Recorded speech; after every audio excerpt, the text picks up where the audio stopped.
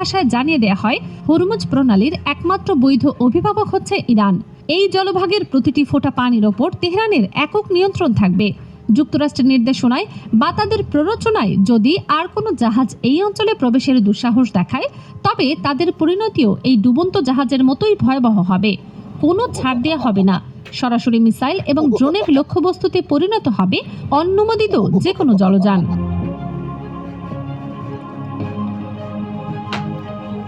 ইরানের এই অভাবনীয় সামরিক আস্ফালনের পর হোয়াইট হাউসে কার্যত চরম আতঙ্ক ছড়িয়ে পড়ে।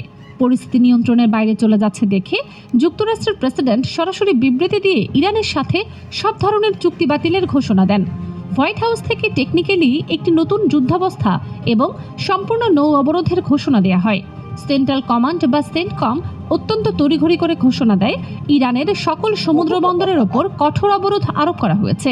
সেন্টকমের দাবি, ইরানের বন্দরগুলো থেকে কোনো জাহাজকে বের হতে বা প্রবেশ করতে দেয়া হবে না। এই অবরোধ কার্যকর করতে সেন্টকম ভারত মহাসাগর এবং ইরানের উপকূলের কাছাকাছি অন্তত 20টি যুদ্ধজাহাজ মোতায়েন করার নির্দেশ দেয়।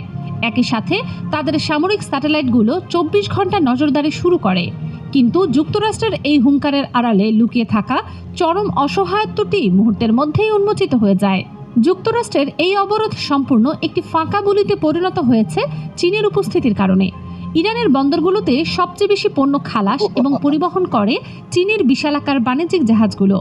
এখন যুক্তরাষ্ট্রের সামনে সবচেয়ে বড় আতঙ্ক হয়ে দাঁড়িয়েছে, তারা কি সত্যি চীনের মতো পরাশক্তির জাহাজে মাঝ সমুদ্রে বাধা দেওয়ার দুঃসাহস দেখাবে? যদি সেন্টকম সত্যি চীনের কোনো জাহাজে হস্তক্ষেপ করে, তবে ভারত মহাসাগরে যুক্তরাষ্ট্র এবং চীনের মধ্যে যে ভয়াবহ সংঘাতের দাবানল ছড়িয়ে পড়বে, তা সামাল দেওয়ার সামরিক ক্ষমতা বর্তমানে পেন্টাগনের নেই।